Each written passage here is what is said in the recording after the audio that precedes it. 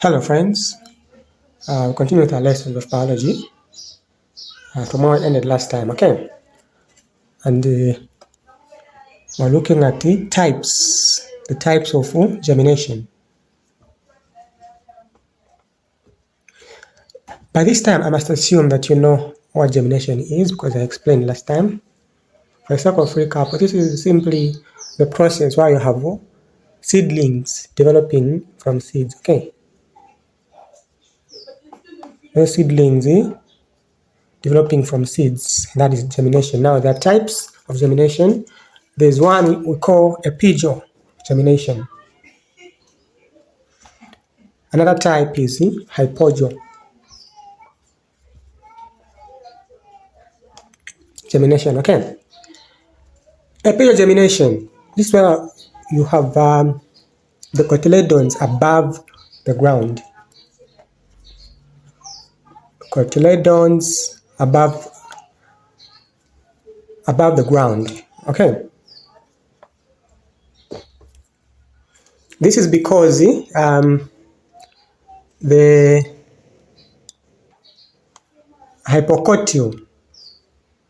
hypocotyl is elongated, and once the hypocotyl is elongated, you're going to have this as a result, the cotyledons above the ground. By now, you should also remember what cotyledons are. These are simply the parts to do with food. That is, they store food and enzymes in non-endospermic seeds. When I say non-endospermic seeds, I mean those seeds that do not have the endosperm.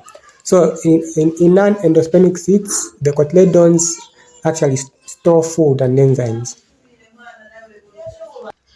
And most seeds that are falling under this category, the non-endospermic seeds, are dicots. Okay? Now, if you look at the endospermic seeds, those that have the endosperms, these, they store the food in the endosperms. So you should know the parts the cotyledons are playing here. Okay, so now coming back to this type of germination, you have the cotyledons above ground. Okay, let me just make a drawing of an example of such a seed, a bean seed. You've seen how a bean seed develops, right? You are going to have something like this. Okay, and I hope I'll draw this well. You see, I'm not so good at such drawings. Okay, so this is how a bean seed develops, right? Then there's that part which falls off, which was covering this part. How can I draw it? Okay, something like this, meaning it was here. So you see, these are the cotyledons. Cotyledon. Okay, so you are having the cotyledon above the ground. Now notice how the bean seed grows.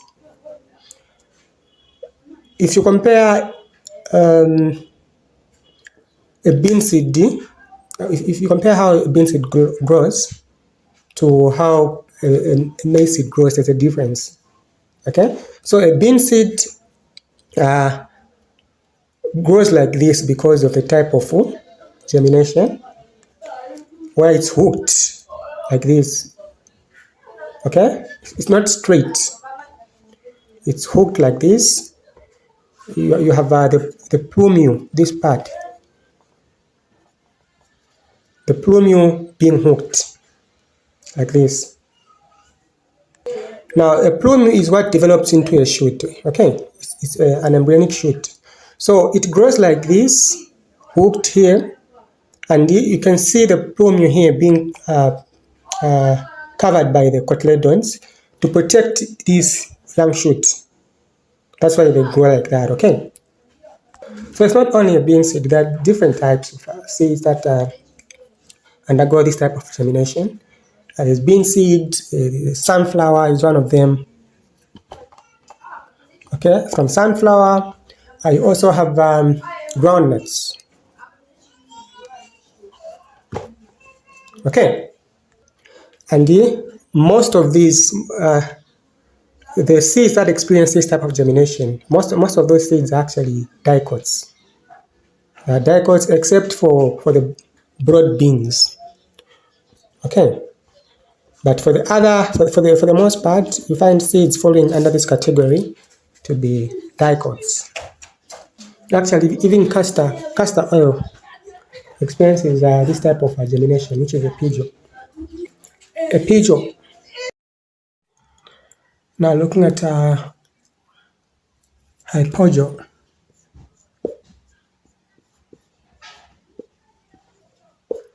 Germination. So I've already explained that, rather I already stated that there are two types of germination.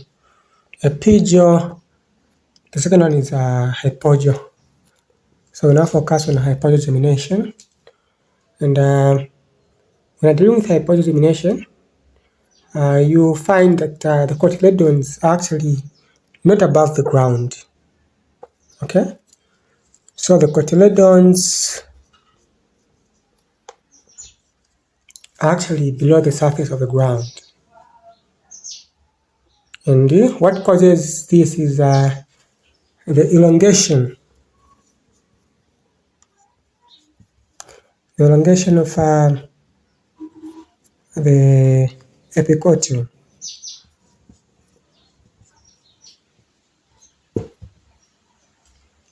Okay,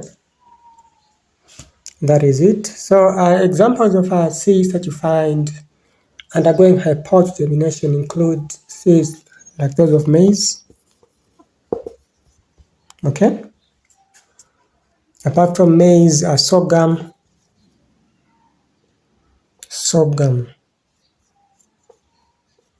Let me write it properly. So sorghum, even millet. So if you look at these maize, sorghum, millet, these really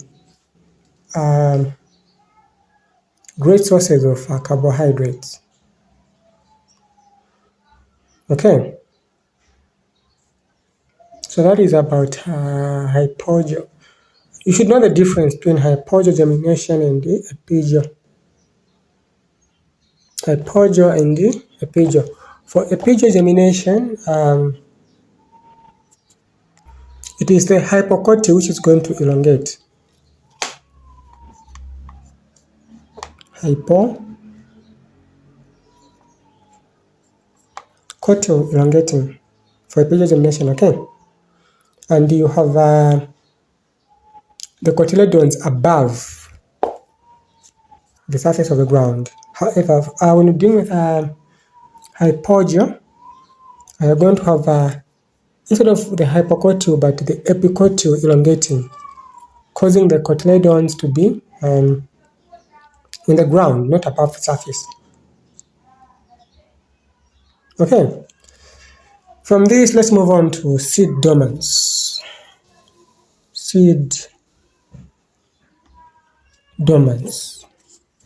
What is seed dormants? This is where you have a seed having what we call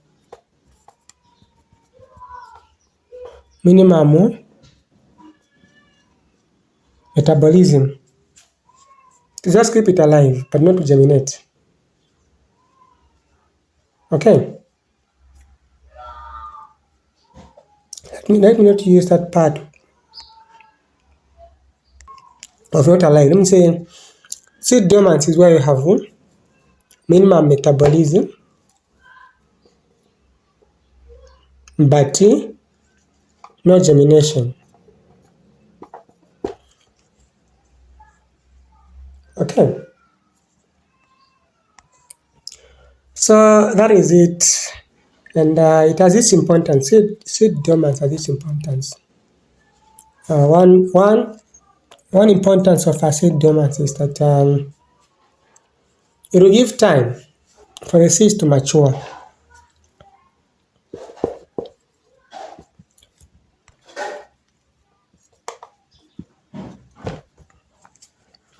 It will give time for the seeds to mature. They won't germinate. Okay. The other importance of a seed dormancy is that it ensures survival of that seed, because seed dormancy will make sure that the seed will not germinate until the seed reaches maturity, and therefore, if it's not yet mature, it will not germinate, meaning that it will survive. It will germinate at the right time. So that is it about seed dormancy. Now, if I may ask you, what do you think causes seed dormancy? What will make a seed not to germinate, not to develop into a seedling? What do you think? One cause of seed dormancy is having a hard tester. I must suppose that by now you know what a seed tester is. That's the outermost layer of the seed, that coat. The taster is also called the seed coat. Okay, so if you have a hard taster, then it will be harder for water to penetrate and even for oxygen, and that seed won't germinate. So do you expect, for instance, a maize seed that is in a bucket or in a bag to germinate? You won't expect it to germinate because of the hard tester. There'll be no water to go in. It's in a bag. It's in a bucket. And neither with oxygen going in. And therefore that will result in what? Seed dormancy. No germination. Only minimum metabolism. What else? Presence of some chemical substances.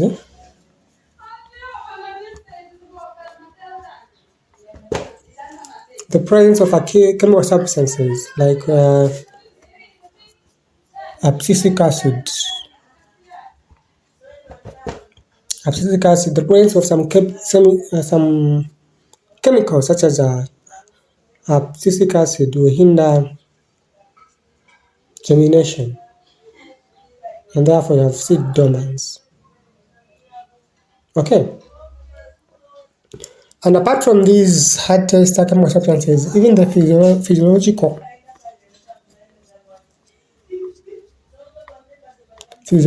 condition. Some of these seeds require different conditions. Maybe it's sunlight, more sunlight. Maybe it's more rain, more water. Maybe it's more darkness.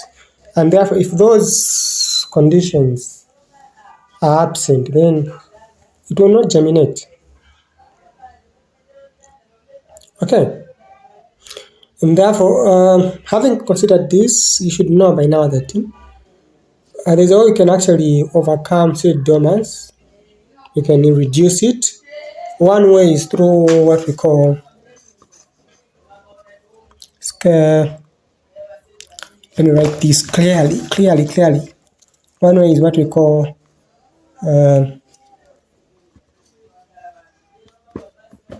scarification. This is where you have to break the taster, that outermost part of the seed, so that the seed can have actually water coming in, oxygen and stuff, other things. Okay. So one way of overcoming seed dormancy is through scarification. Okay. Apart from, I've said about breaking the taster. You can do that manually, or you can use some digestive juices. Okay. And that is scarification when you deal with the taster. The other way is soaking. You soak in water. When you soak in water, it simply means that you soften the taster.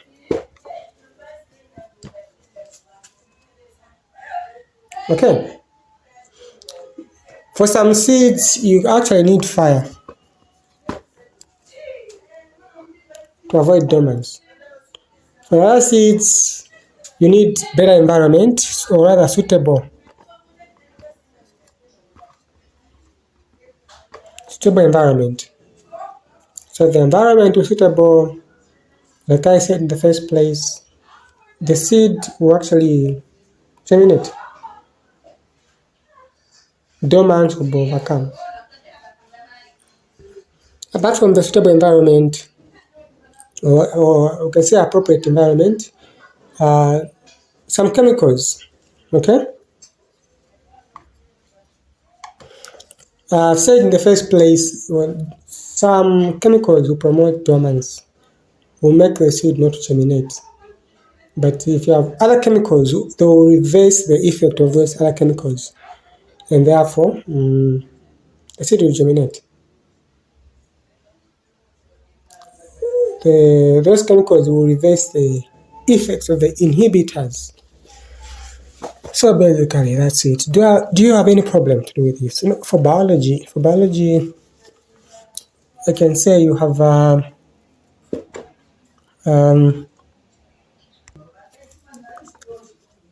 the nervous system.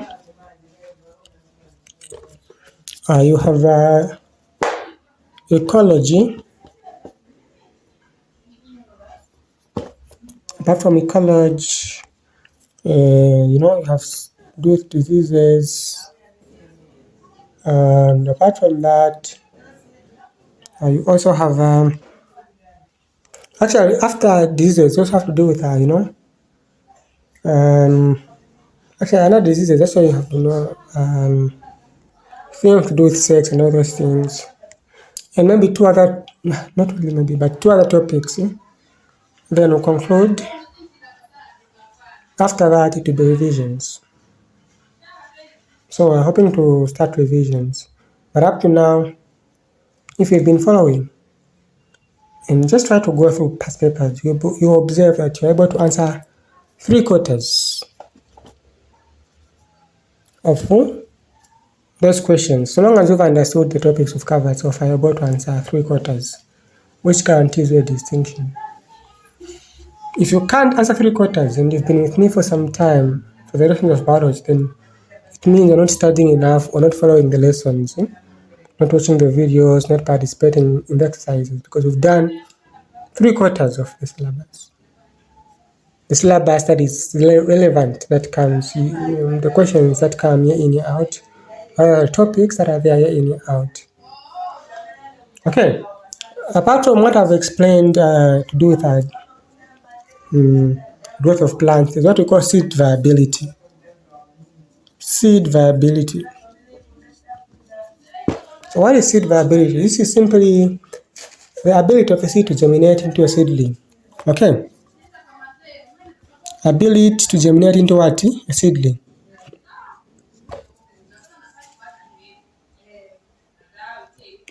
So for seed viability, what do you think can reduce that ability to develop into a seedling?